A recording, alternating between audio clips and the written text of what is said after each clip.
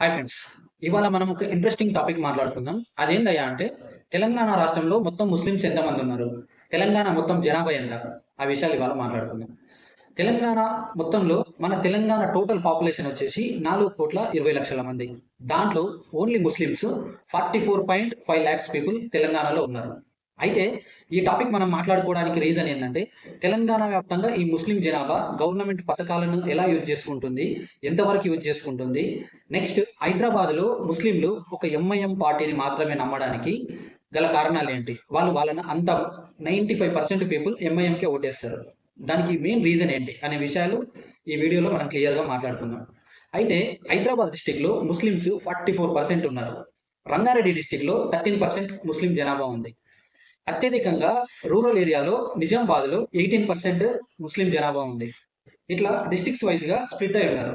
అయితే గవర్నమెంట్ పథకాలు ఏవైతే ఉన్నాయో ఈ షాదీ ముబారక్, తర్వాత ఫీజు రీయింబర్స్మెంట్, రేషన్ కార్డు, ఇట్లా రకరకాల ఈ గవర్నమెంట్ స్కీమ్స్ని ఈ ముస్లిమ్స్ 95% క్లియర్గా యూజ్ చేసుకుంటారు. వాళ్ళు ఏంటంటే గవర్నమెంట్ పథకాలను ఏవి వేస్ట్ చేయరు. 100% ఈ ఉస్మానియా హాస్పిటల్లో కావచ్చు, గాంధీ హాస్పిటల్లో కావచ్చు, గవర్నమెంట్ ద్వారా వచ్చే ఫ్రీ ట్రీట్మెంట్ కావచ్చు, ఇలాంటి వాటిని వాళ్ళు 100% సద్వినియోగం చేసుకుంటారు. అయితే తెలంగాణ వారిగా ముస్లిమ్స్ గవర్నమెంట్ పథకాలను ఏ విధంగా యూజ్ చేసుకుంటున్నారు, వాళ్ళకి ఏ ఏ పథకాలు అందుతున్నాయి ఒకసారి మనం మాట్లాడుకుందాం.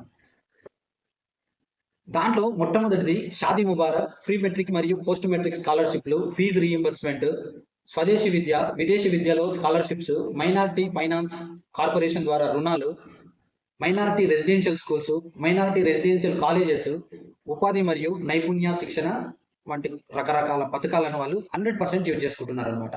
ఈ పథకాలు ముస్లింలు కాకుండా ఇతర వర్గాలు కరెక్ట్ యూజ్ చేసుకుంటున్నాయా, వాళ్ళు కరెక్ట్ అందుతున్నాయా అంటే వివిధ రకాల రాజకీయ కారణాల వల్ల చాలా మందికి పార్టీ వారిగా, తర్వాత ఈ కులాల వారిగా అందుతూ వస్తుంటాయి.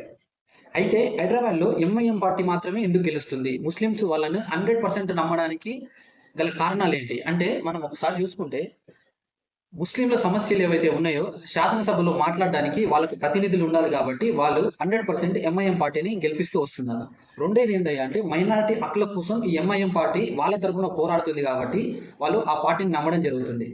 మూడేది ఏంటంటే స్థానిక నాయకత్వం అందుబాటులో ఉంటే వాళ్ళ తరఫున ఏదైనా సమస్య వచ్చినా, ఇంకేదైనా జరిగినా వాళ్ళ తరఫున నిల్చొని మాట్లాడడానికి ఒక లీడర్షిప్ కావాలి కాబట్టి ఖచ్చితంగా వీళ్ళు వాళ్ళ పార్టీనే ఎంఐఎం పార్టీని నమ్ముతున్నారు. నెక్స్ట్ వచ్చేసి పాత బస్తీలో బలమైన క్యాడర్ ఎంఐఎం పార్టీకి ఉంది. సో ఈ కారణాల వల్ల ఎంఐఎం పార్టీ ప్రతిసారి ఏ సర్వేలు వచ్చినా, ఎలాంటి ఎలక్షన్స్ వచ్చినా కూడా 44 lakhs పీపుల్ అక్కడ ఉన్నందువల్ల వీళ్ళకు ఒక 7 అసెంబ్లీ సీట్లు, ఒక పార్లమెంట్ సీటు పక్కకు తీసి పెట్టాల్సి వస్తుంది అన్నమాట. అయితే తెలంగాణలకు ముస్లిం మైనార్టీల కోసమే ప్రత్యేక పథకాలు డిజైన్ చేయబడ్డది అనేది వాస్తవం. ఎందుకంటే తెలంగాణ వ్యాప్తంగా 44.5 లక్షల మంది ముస్లిమ్స్ ఉన్నారు.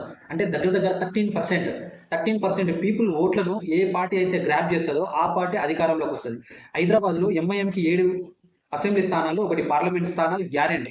మిగిలిన చోట్ల ఈ ముస్లింల ఓట్లను గ్రాప్ చేయాలంటే ఈ ముస్లింలను ఆకట్టుకునే పథకాలు మన తెలంగాణలో ఖచ్చితంగా ఏ పార్టీ అయినా సరే ఇవ్వాల్సిందే. అటు కాంగ్రెస్ పార్టీ కావచ్చు, ఇటు బీఆర్ఎస్ పార్టీ కావచ్చు. ముస్లిమ్స్ 90% బీజేపీ పార్టీకి ఓటు వేయడానికి ఇష్టపడరు.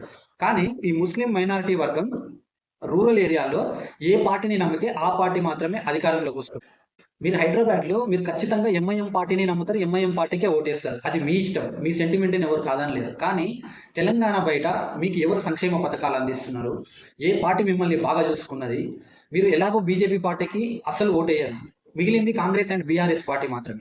ఈ 2 పార్టీల్లో మిమ్మల్ని కేసీఆర్ 10 ఏళ్ళ పరిపాలనలో ఎలా ఉంది, ఈ కాంగ్రెస్ గవర్నమెంట్ ఇప్పుడున్న ఈ 2.5 ఏళ్ళ పరిపాలన ఎలా ఉంది, మీకు ఏ పార్టీ అండగా ఉంటుందని మీరు భావిస్తున్నారో ఒకసారి కామెంట్ చేయండి. Thank you.